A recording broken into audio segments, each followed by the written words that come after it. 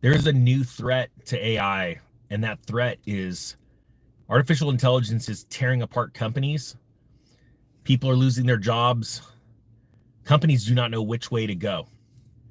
This is the reason why I created the Ninja 101 AI course with an amazing partner in this course, someone that's been studying AI since 2015 from Columbia University. I want to read a story out of Axios, and it's entitled AI is Tearing Apart Companies, a survey finds. It says how employees and C-suite executives view select areas of AI adoption at their company.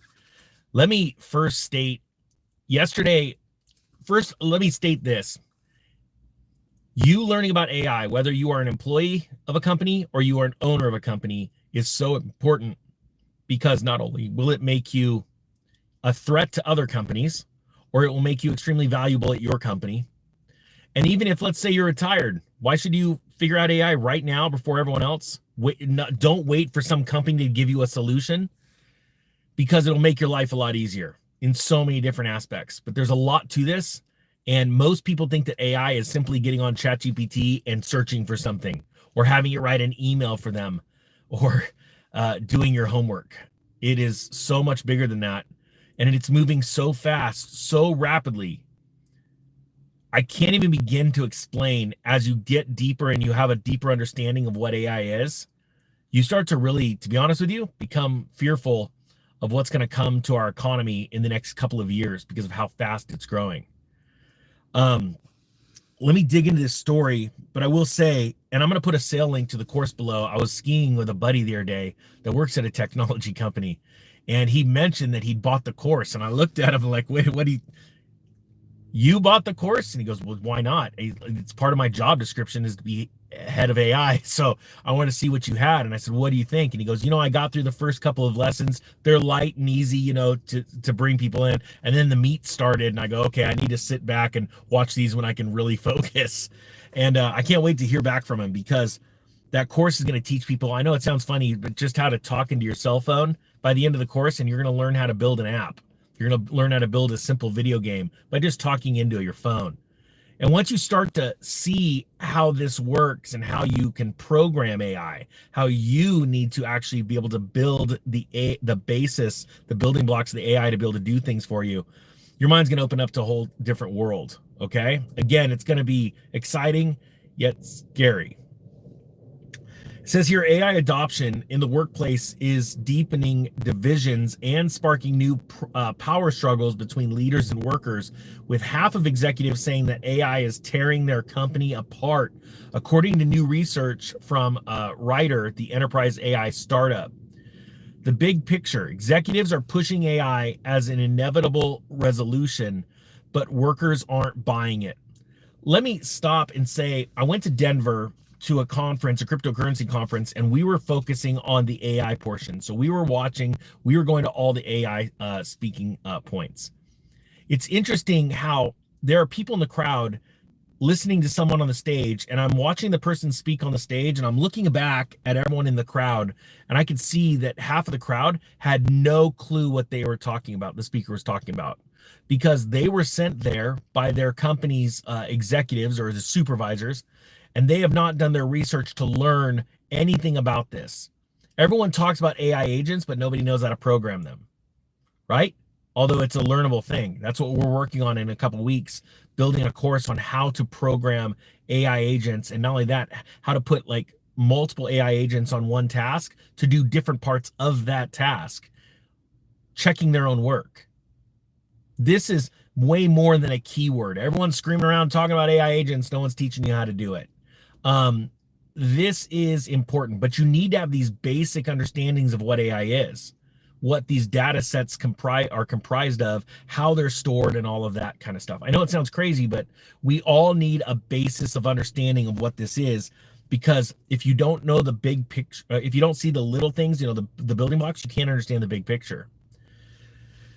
Now it says here, nearly all 94% of C-suite execs surveyed said they're not satisfied with their current AI solution, and that's because nobody knows what they're doing.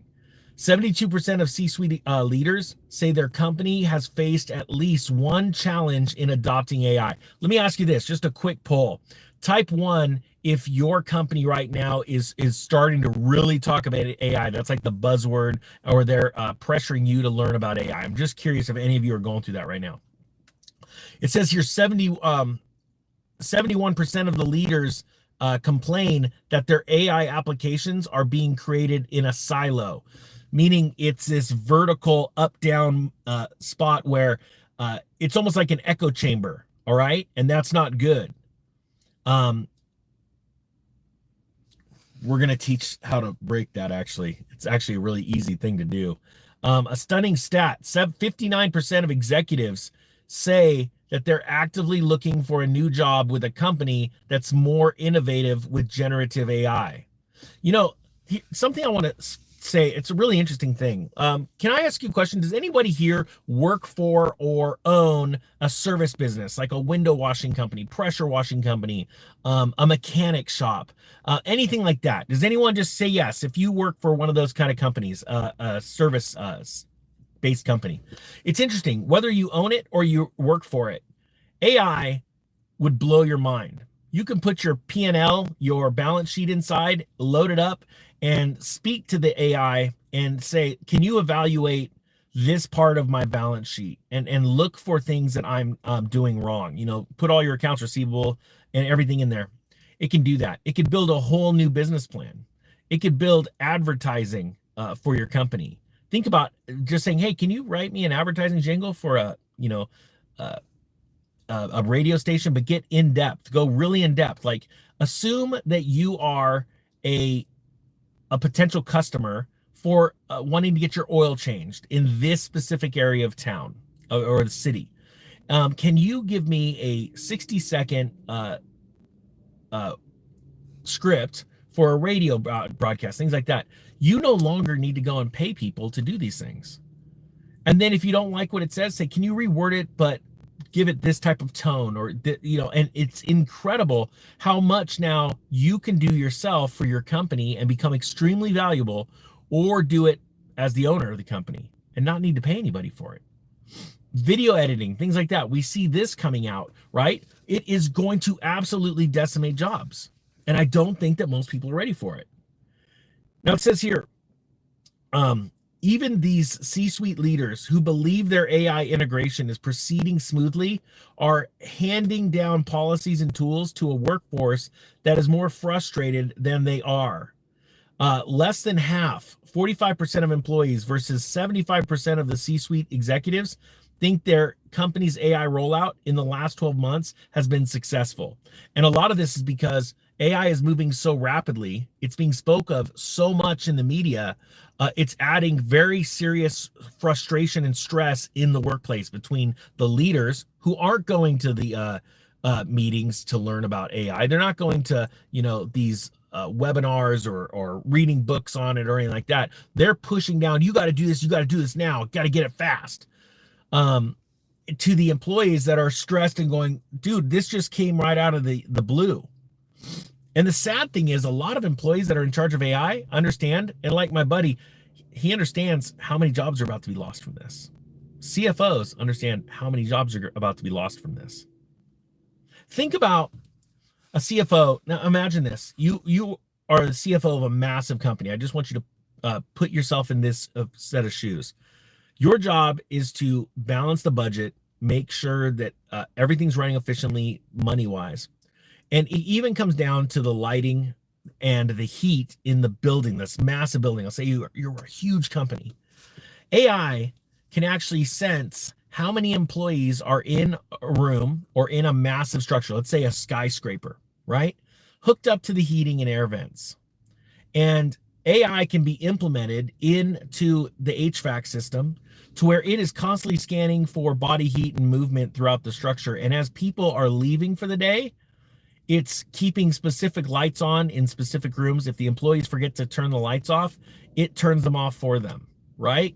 It cools the room or heats the room appropriately for if there's people in there. A CFO is very interested in that, right? And you'd think, well, that's not going to take any jobs. Yeah, no problem. But on the same side, a CFO also knows that it's actually integrating. There's a way of when employees have to justify what they're doing, right?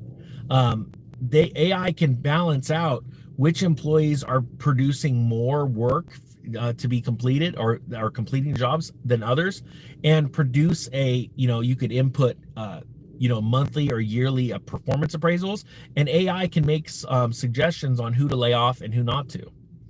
Also, putting in things like the employees' pay, their pay packages and things like that. This is a big deal, and it's going to lead to more and more layoffs. Now, my thing is this story just goes on and on about all the stress between employees and employers. But the thing is that very few people see this is a life-changing technology for the globe. All right. It's not going away. All right, because it's going to save companies money. There's no way it's going away. So you could either be a part of it or be left behind. So here's the thing, and I'm not joking. Like, who here, just type me.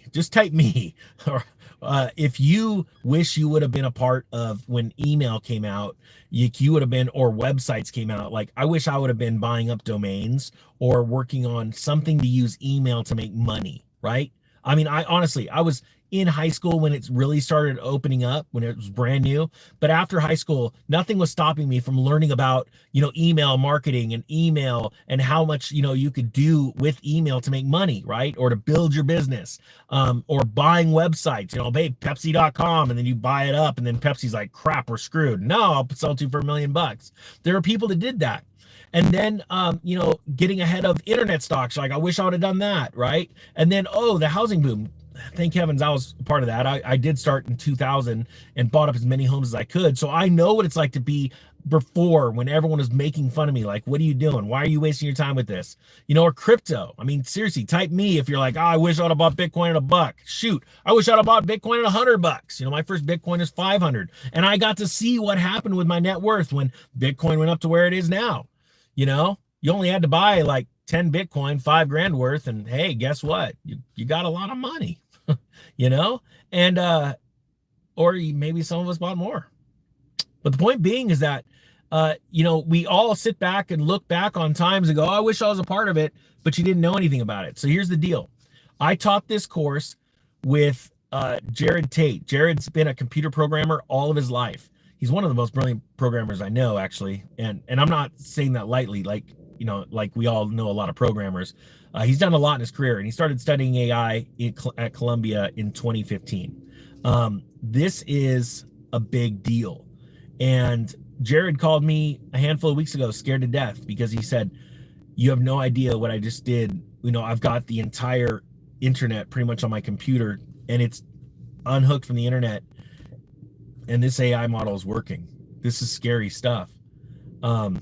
This goes beyond everything we've ever been taught about AI. And he goes, I've coded more in a week than I've done in 2 years. And this code is coming out incredible. He goes, coders are gonna start losing their jobs fast. And so we taught this course. We call it the basic course, but to be honest with you, by the end of the course, you're going to be programming your own AI bot to make a video game. You're going to be doing all kinds of stuff. Actually, there's like 3 different or 4 different exercises in there to really open up your mind and to get you ready for what's coming next. And that's the AI agents. So if you want it, the link's down below. I'll put a sale link down below. I think people need to take this extremely serious, because it is very serious. But it's a serious opportunity for those that take it serious now. All right, with that being said, thank you so much for watching. The Economic Ninja is out.